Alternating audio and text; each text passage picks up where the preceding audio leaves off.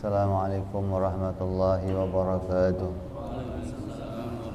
Al-Fatihah ila ruhi Sayyidina Habibina Syafi'ina Rasulillah Sayyidina Muhammad ibn Abdullah sallallahu alaihi wa ala alihi wa ashabihi wa azwajihi wa dhurriyyatihi anna Allah ya'ali darajatihim fil jannah wa yanfa'una bi asrarihim wa anwarihim wa ulumihim wa nafahatihim wa barakatihim fid dini wa dunya wal akhirah wa yaj'aluna min hizbihim ويرزقنا محبتهم ويتوفنا على ملتهم ويحشرنا في زمرتهم بالعافية والسلامة لهم الفاتحة أعوذ بالله من الشيطان الرجيم بسم الله الرحمن الرحيم الحمد لله رب العالمين الرحمن الرحيم مالك يوم الدين إياك نعبد وإياك نستعين اهدنا الصراط المستقيم صراط الذين أنعمت عليهم غير المغضوب عليهم ولا الضالين آمين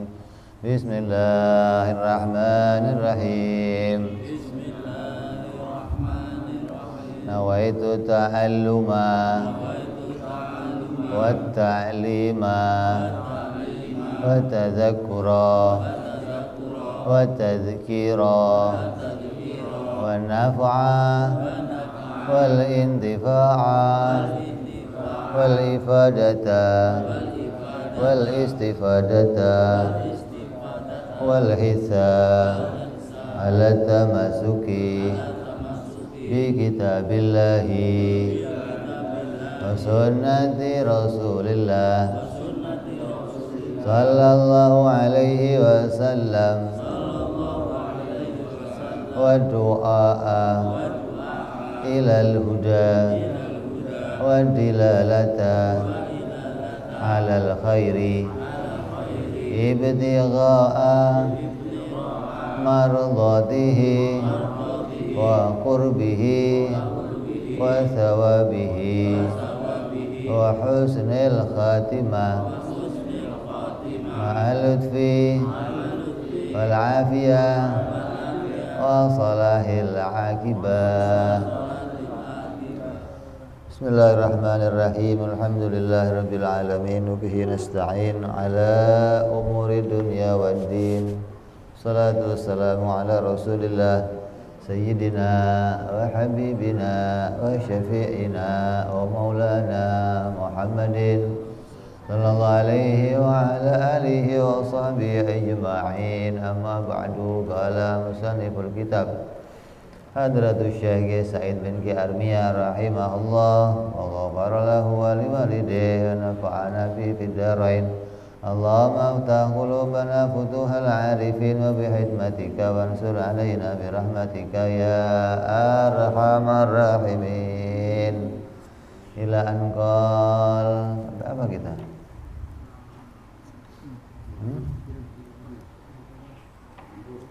Hah?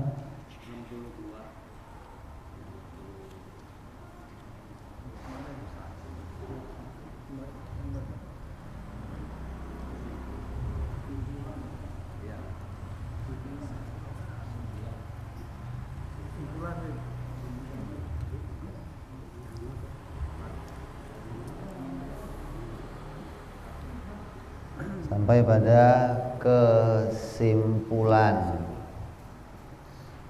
Artinya kita sudah selesai berbicara tentang mu'taqad yang jumlahnya ada 64. Ya, mu'taqad yang kita pedomani, yang menjadi dasar agama Islam ada 64 mu'taqad, 64 akidah yang kesemuanya itu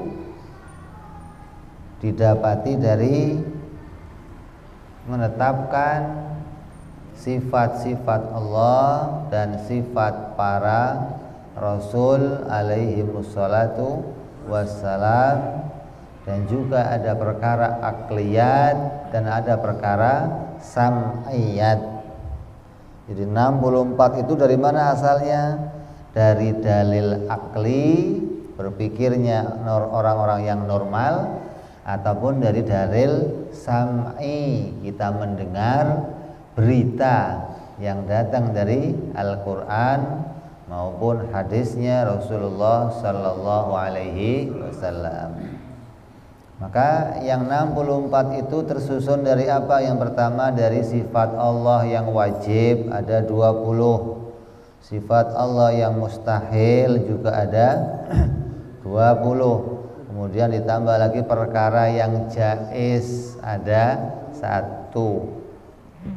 Dari perkara jaiz yang 1 itu di dalamnya kita akan bicara tentang sifat fi'il dan sifat maf'ul. Maka sifat fi'il dan sifat maf'ul ada 5 yang wajib dan 5 yang mustahil. Maka jumlahnya 10 di dalam pembahasan perkara jaiz. Kemudian ditambah lagi sifat-sifat para rasul. Yang wajib ada 4, yang mustahil juga ada 4, ditambah lagi 1 perkara yang jaiz, lawannya juga ada 1. Maka ini jumlahnya ada 10. Ini dalil akliyat. Kemudian sam'iyat, ditambah lagi perkara yang kita dengar dari perkara-perkara ghaibah, itu ada 4 perkara. Maka jumlah 10 ditambah 4 maka 14. 14 ditambah yang awal ada 50, maka jumlah keseluruhan 64 akidah.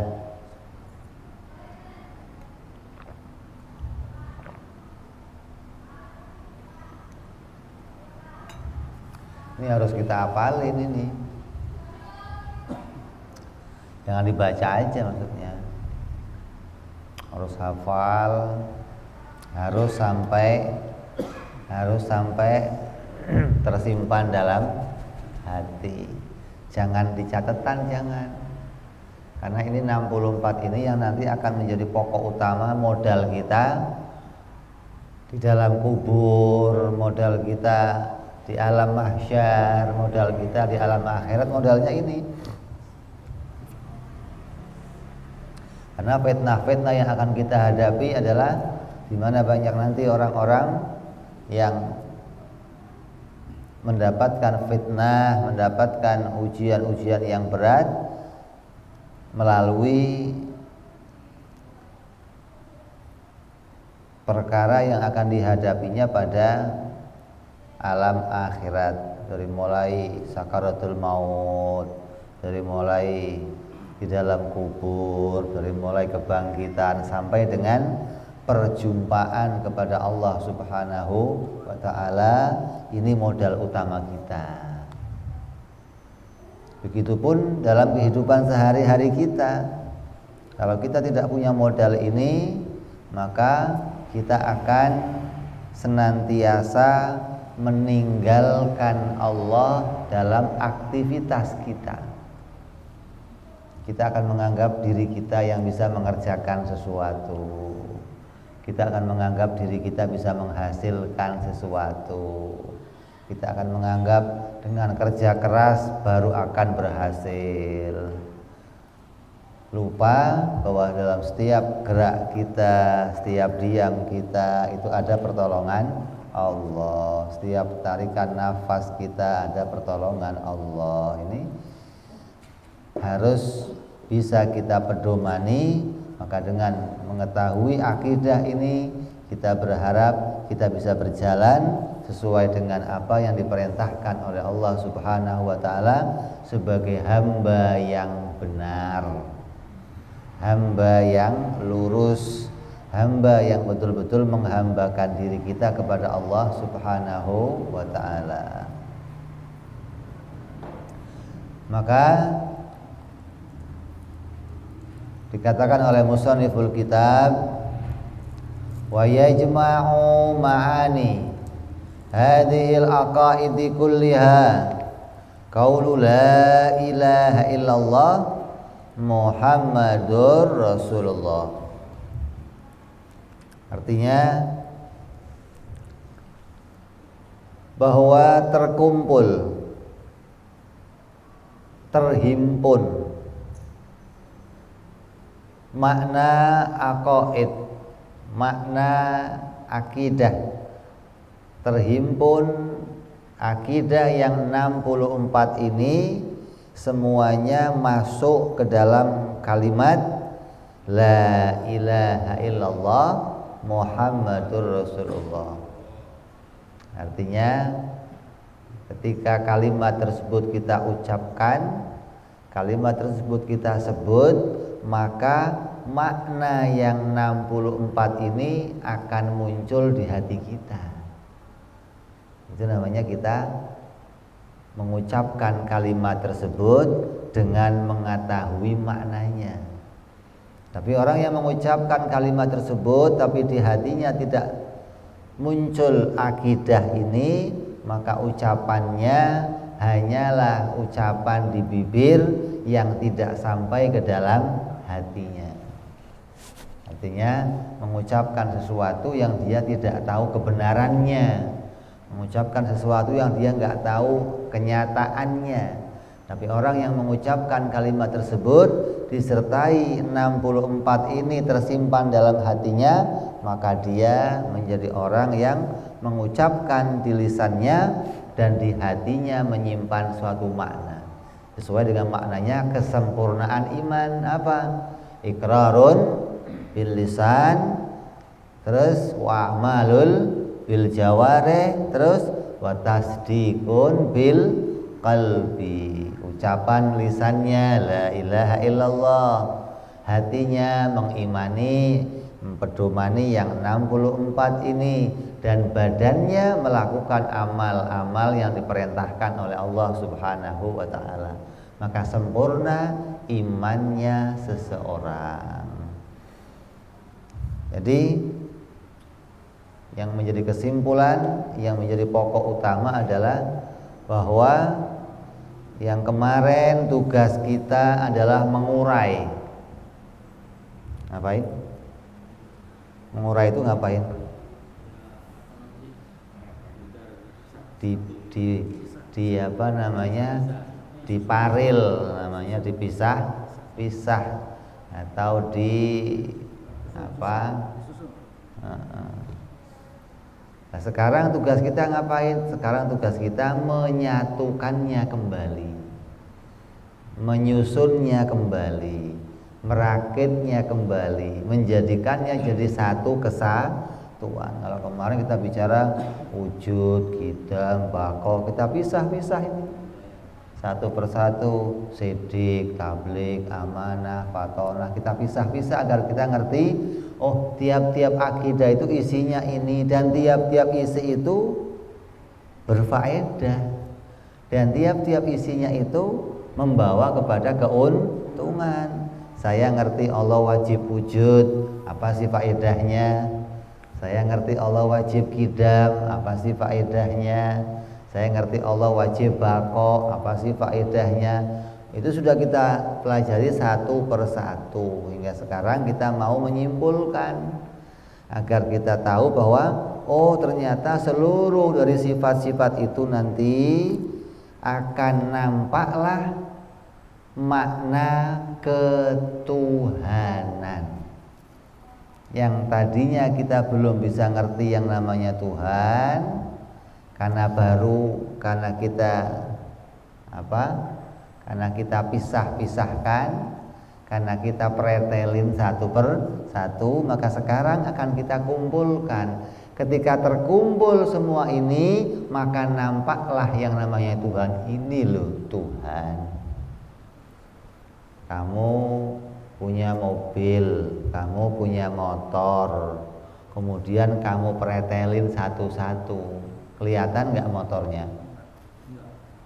Tapi kamu tahu, oh ternyata isinya motor itu ada ini, ada ini.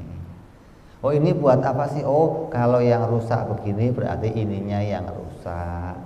Oh kalau ini nggak ditempelin, motornya nggak akan jalan. Ini fungsi dari tiap-tiap onderdil, fungsi dari tiap-tiap bagian di dalam mobil. Kamu ketahui ketika kita bisa membongkarnya satu per satu. Tapi hati-hati, ada terima bongkar nggak terima pasang.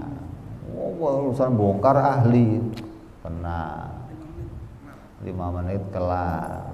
Bongkar doang, begitu masang sisa baut. Kenapa kok sisa? Pabriknya boros. Bukan dianya lupa, bukan, pabriknya boros. Nah, ketika nanti onderdil atau bagian-bagian itu disatukan kembali, maka baru tampaklah ini loh wajahnya motor, ini loh wajahnya mobil, tampak. Maka kita sekarang tugas kita apa? Bagaimana kita mengumpulkan kembali dan kita bisa melihat ini loh Tuhan. Maka kalau kita belum bisa melihat ini loh Tuhan, maka berarti belum ada kesimpulan. Yang kita kaji, kita hafalin, kita tiap hari baca wujud, kita bako, belum bisa menyimpulkan bahwa ini loh yang namanya bagian-bagian yang sudah kita pelajari, kemudian kita kumpulkan, maka tampaklah makna ketuhanan. Hingga kita tahu betul ini yang saya sembah, ini yang menciptakan langit bumi, ini yang menguasai segala sesuatu, ini yang berhak untuk disembah. Jadi terkumpulnya semua itu ada di dalam la ilaha illallah Muhammadur Rasulullah. Nah, kemudian kita tanya, bagaimana caranya? Bagaimana caranya 64 itu bisa masuk ke dalam 2 kalimat syahadat? Cara memasukkannya bagaimana? Maka cara memasukkannya kita akan masuk dalam bab bagaimana mengumpulkan kembali kalimat-kalimat yang sudah kita pisah-pisahkan dari bagian-bagian ada sifat ma'ani, sifat nafsiyah, sifat salbiyah, sifat ma'nawiyah yang terpisah-pisah. Kita mau kumpulkan kembali menjadi satu makna, yaitu ketuhanan. Maka perinciannya begini, diambil dari kalimat la ilaha illallah yang maknanya subutul uluhiyati lillahi ta'ala, tetapnya sifat-sifat ketuhanan bagi Allah subhanahu wa ta'ala. Tetapnya sifat-sifat ketuhanan bagi Allah. Artinya sifat ketuhanan itu tidak mungkin ada pada selain zatnya Allah. Yang lain boleh ada, kita ada, makhluk ada, tapi tidak akan mungkin bersifat dengan sifat ketuhanan. Jadi tetapnya sifat ketuhanan itu hanya ada pada Allah. Jadi kalimatnya kalimat nafi, la ilaha illallah. Tidak ada Tuhan kecuali Allah. Itu arti terjemahan kalau kita baru masuk agama Islam. Nah sekarang ya jangan begitu lagi dong ngartiinnya. Masa ngartiinnya masih tidak ada Tuhan kecuali Allah. Jadi kita ngartiinnya tetapnya sifat ketuhanan itu hanya ada pada Allah. Tidak ada zat lain yang bersifat dengan sifat ketuhanan. Maka dari makna ketuhanan itulah kita akan mulai membahas. Karena intinya kita akan melihat makna Tuhan. Karena intinya kita akan bisa menyimpulkan ini loh yang berhak untuk disembah, yaitu sifat-sifat ketuhanan yang tetap pada dirinya Allah subhanahu wa ta'ala. Apa sih pengertian Tuhan? Apa sih definisi Tuhan? Kita bisa bicara, tiap agama selalu bicara tentang Tuhan. Orang apa saja agamanya, maka intinya ketika dia beragama maka pasti bertuhan. Karena intinya beragama itu adalah mau menyembah kepada Tuhan, menjalankan aturan-aturan dari Tuhan. Jadi Tuhan itu apa? Tuhan itu ya bahasa Indonesia. Kalau bahasa Arabnya apa?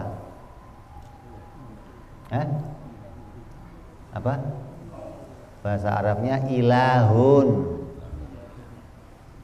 Kalau bahasa Inggrisnya apa? God, bukan good, bukan God. Kalau bahasa Jawanya apa? Allah itu nama. Jangan dibawa-bawa. Gusti. Orang Sunda apa? Pangeran apa? Orang Sunda apa? Kalau orang Jawa ada nyebutnya pangeran, ada nyebutnya Gusti. Kalau orang Cina apa? Tian. Itu nama sebutan atau kata ganti Tuhan. Kalau Allah, Rahman, Rahim, Malik itu namanya. Sugeng itu namanya. Dirinya siapa? Manusia, gitu dong. Orang Jawa ngomongnya wong. Orang Barat ngomongnya apa?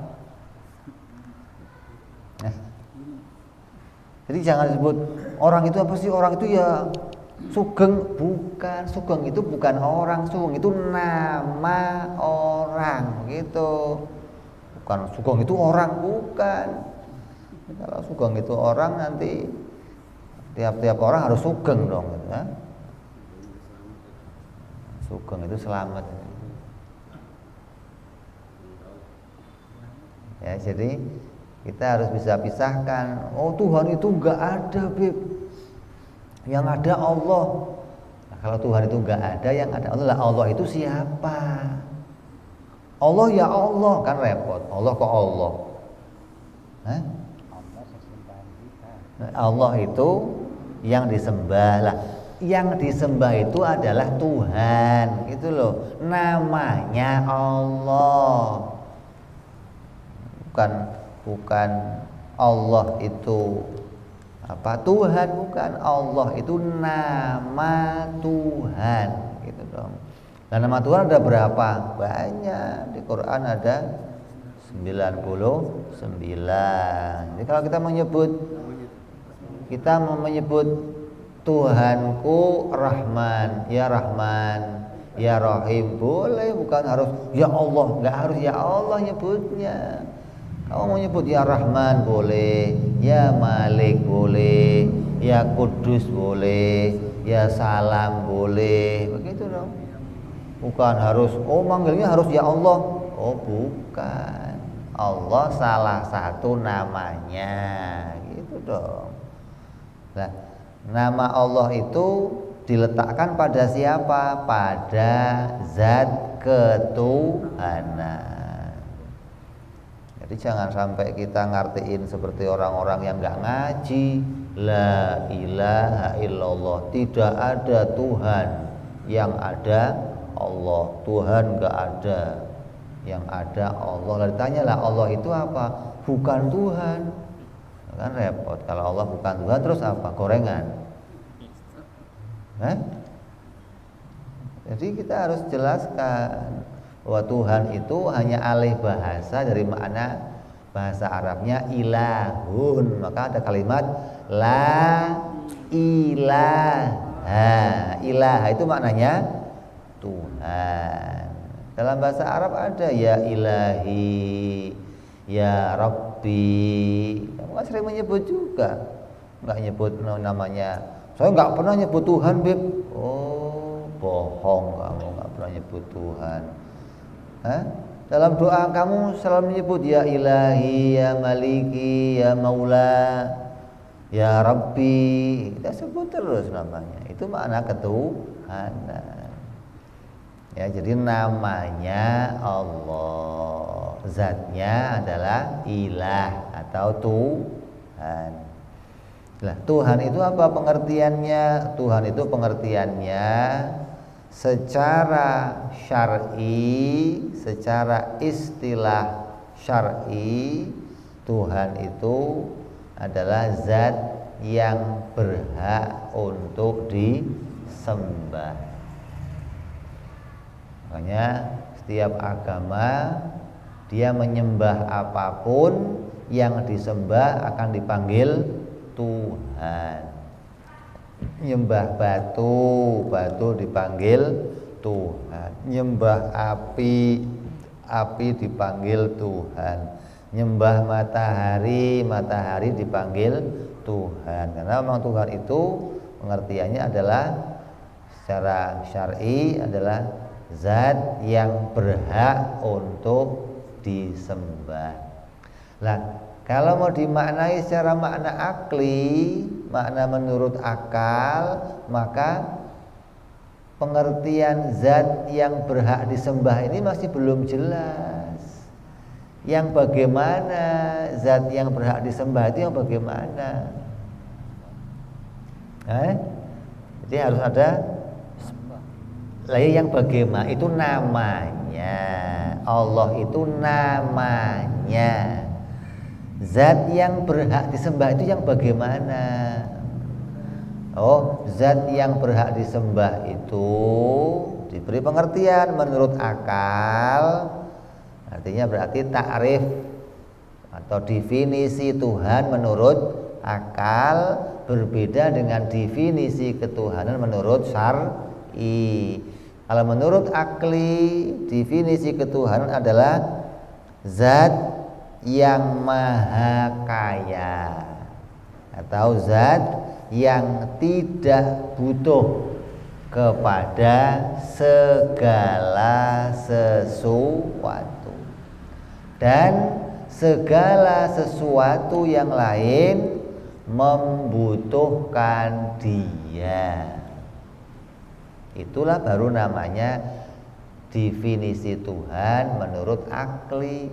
Dari definisi ini baru akan bisa sesuai definisi secara syar'i tadi. Oh, Tuhan itu yang berhak disembah. Lah yang berhak disembah siapa? Nanti kalau ada orang nyembah batu, nyembah matahari, nyembah, oh itu kan bukan Tuhan. Makanya ditanya, yang berhak disembah yang bagaimana? Oh, yang berhak disembah itu yang tidak butuh pada segala sesuatu dan segala sesuatu yang lain membutuhkan dia. Itulah yang berhak untuk disembah. Maka dari pengertian ini, dari ta'rifnya saja, dari definisinya saja, kamu sudah bisa menolak semua yang dianggap Tuhan selain Allah. Yang menganggap batu Tuhan kita tolak. Kenapa kita tolak? Karena tidak istighna'un ila an kulli ma siwa waftiqaru kullu ma adahu ilaih. Itu ta'rif itu ta'rif ketuhanan. Istighna'un ila an kulli ma siwa, baliknya ada waftiqaru kullu ma adahu ilaih, zat yang tidak butuh kepada yang lain dan yang lain butuh kepada dia. Maka dari ta'rif inilah kita bisa menolak, oh matahari bukan Tuhan. Kenapa? Karena dia tidak dibutuhkan oleh semuanya dan dia masih membutuhkan sesuatu. Patung apalagi bukan Tuhan. Kenapa? Masih membutuhkan sesuatu. Pohon yang gede angker bukan Tuhan. Kenapa? Masih membutuhkan sesuatu. Oh, itu para dewa-dewa yang dianggap sebagai Tuhan. Ada apa? Siwa, ada Wisnu, ada macam-macam. Maka yang bukan Dewa 19 doang, itu bukan, lain lagi Dewa 19.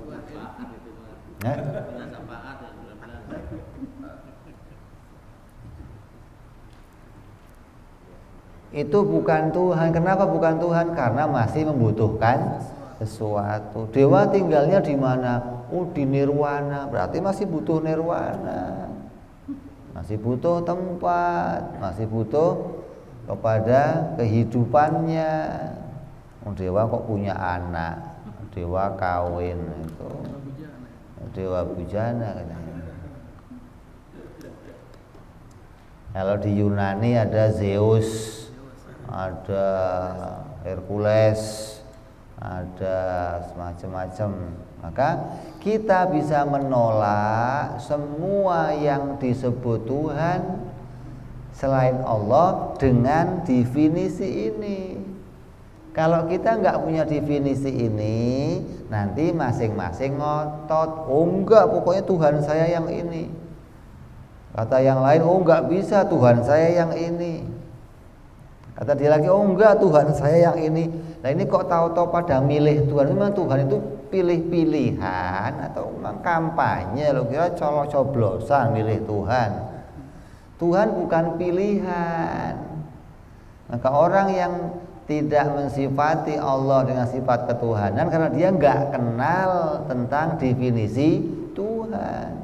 Kalau dia tahu definisi Tuhan, dia tidak akan mensifati Tuhan pada selain Allah. Karena yang betul-betul zat yang pada dirinya tidak butuh pada segala sesuatu dan segalanya butuh kepada dia, itu hanya Allah Subhanahu wa ta'ala.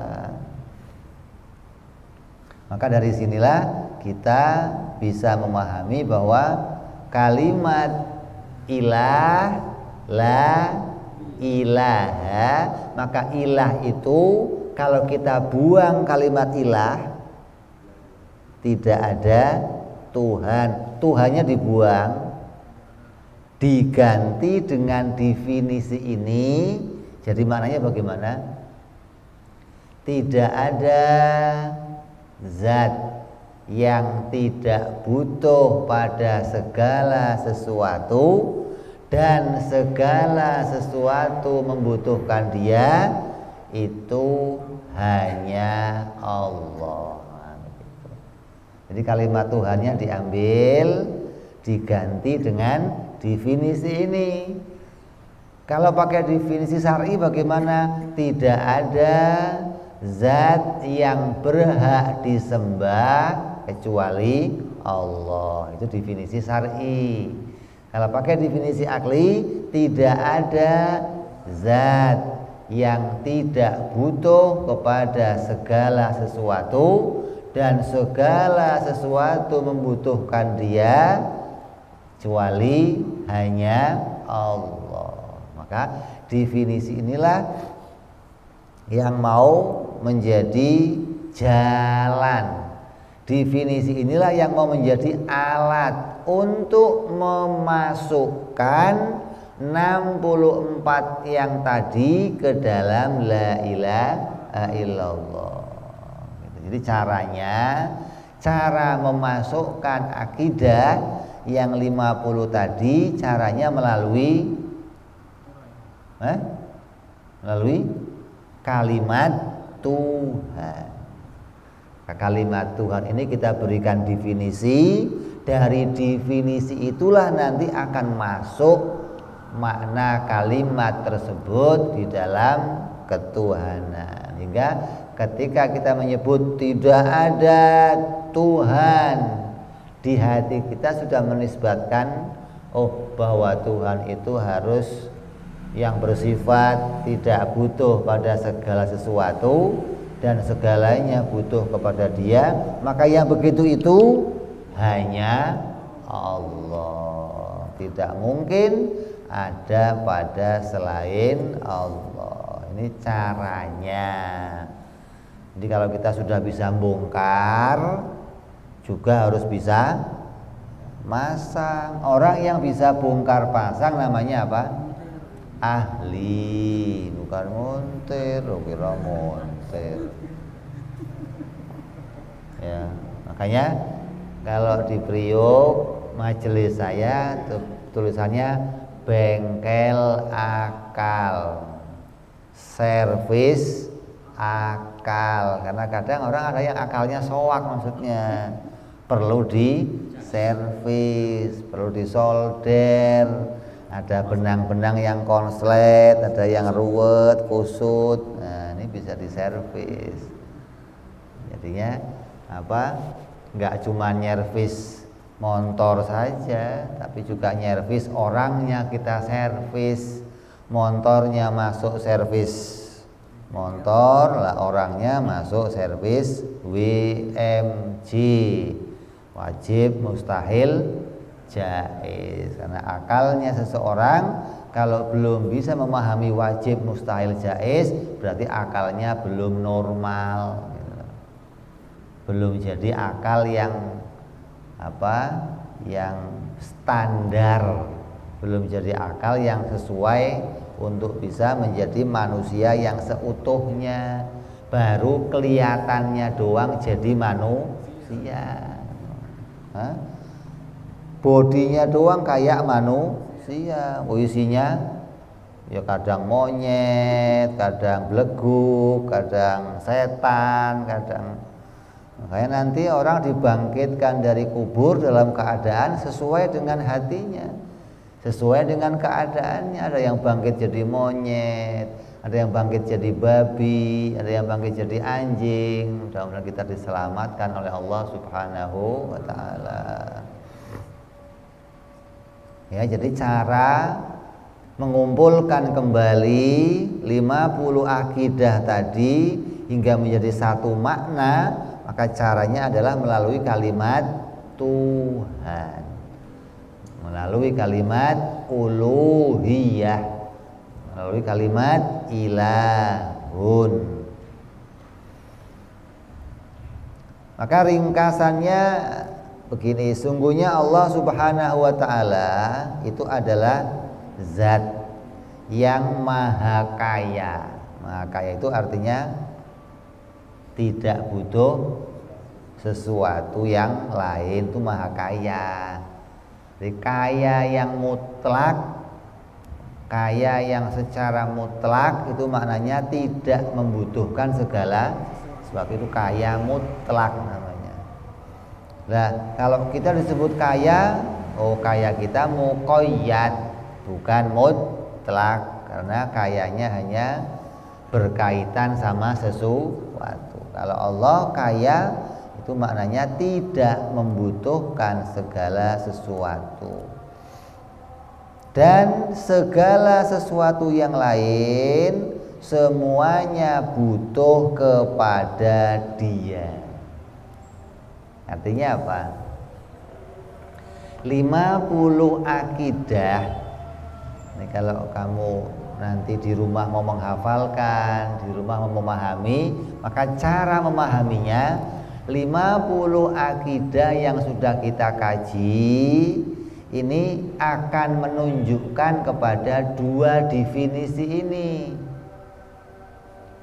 Dari tiap-tiap sifat yang kita kaji, dari mulai wujud, qidam, baqo sampai mutakal liman, akan menunjukkan dua definisi ini. Kenapa sih kok Allah wajib wujud? Karena Dia nggak butuh segala sesuatu.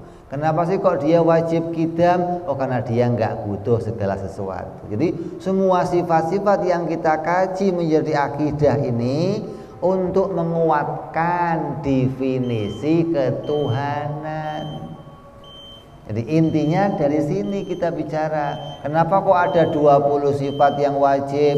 Kenapa kok ada 20 sifat yang mustahil? Karena kita mau menunjukkan bahwa Allah itu betul-betul Tuhan, dan dia tidak membutuhkan segala sesuatu. Apabila dia Tuhan, maka dia wajib punya sifat-sifat yang sudah kita kaji. Nah, kenapa itu kok nggak disebut Tuhan yang lainnya? Karena pada diri mereka nggak ada sifat-sifat tersebut. Sifat-sifat tersebut hanya ada pada Allah Subhanahu wa ta'ala. Maka yang berhak untuk disebut Tuhan hanya Allah. Selainnya Allah bukan Tuhan. Selainnya Allah pasti makhluk. Kita masuk Isya, kita dengar azan Isya sebentar.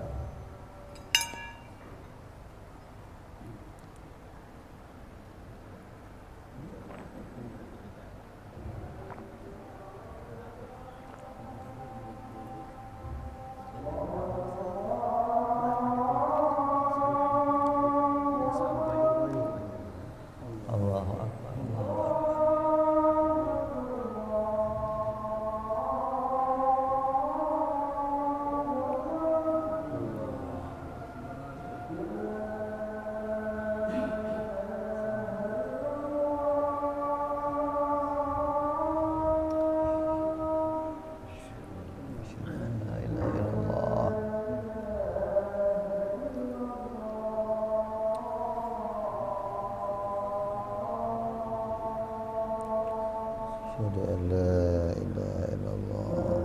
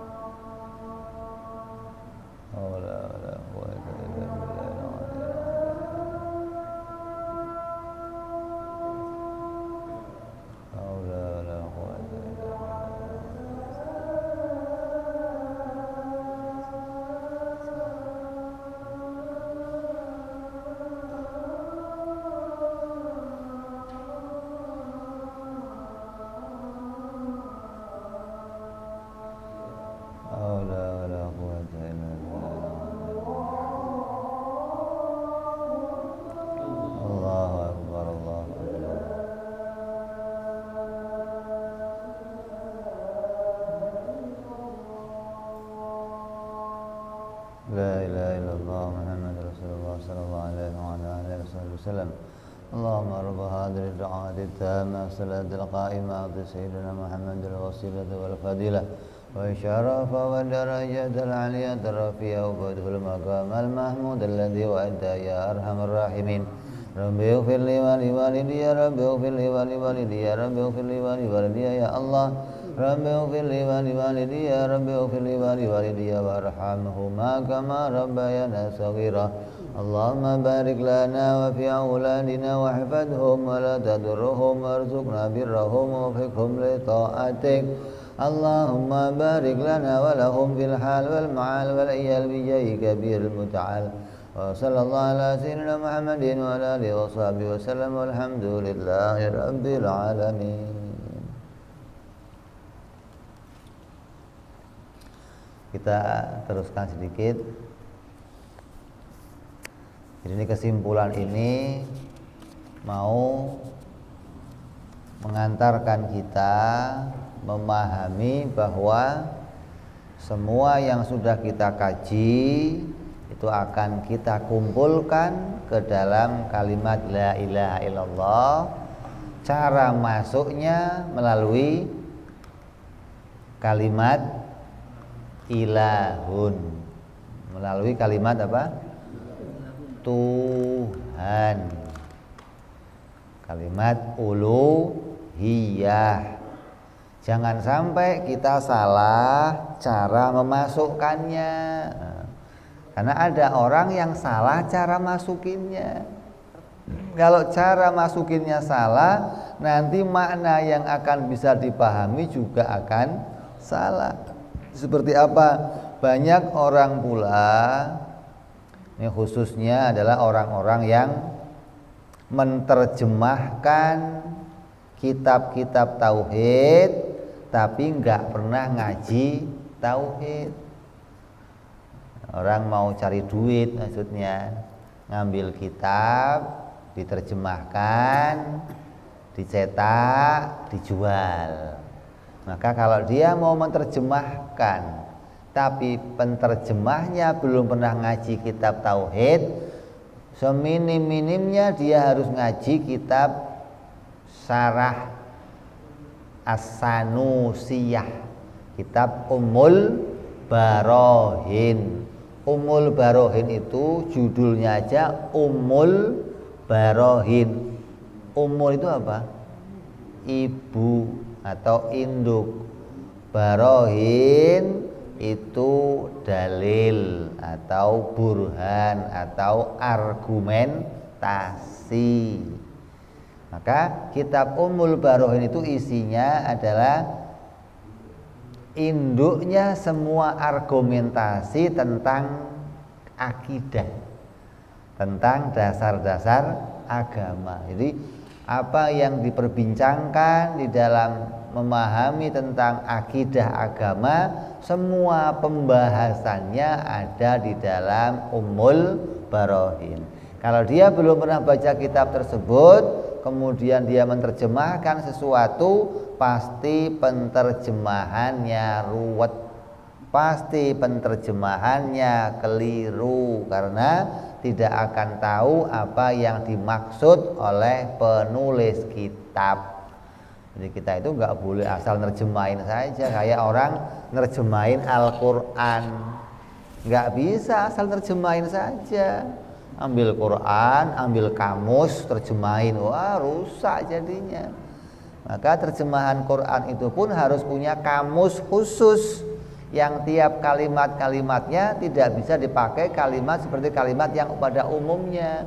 Begitupun kitab-kitab tauhid, tidak bisa pakai kamus-kamus yang umum, nggak bisa, kecuali kamu nerjemahin koran, boleh pakai kamus. Kalau cuman koran, bahasanya orang umum. Kalau orang Arab itu bahasa Arab TKW lah, maka ya boleh terjemahin pakai kamus. Tapi kalau kamu mau menerjemahkan Al-Quran, menerjemahkan kitab tauhid, kamu nggak bisa pakai kamus-kamus khusus umum, nggak bisa, harus ada kamus-kamus khusus. Maka orang-orang yang menerjemahkan kitab akidah tapi dia belum ngaji kitab As-Sanusiyah, belum ngaji kitab Syarah Bajuri, maka jangan menerjemahi sembarangan. Dia tidak akan bisa memahami maksud dari musanniful kitab. Karena terkadang mereka yang menerjemahkan sembarangan itu ketika sampai pada kesimpulan, kemudian mencoba menyimpulkan bahwa 64 ini masuk dalam kalimat la ilaha illallah, maka cara memasukkannya salah.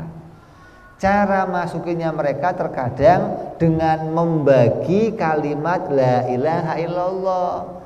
La ilaha, oh isinya sekian akidah. Illallah, isinya sekian akidah.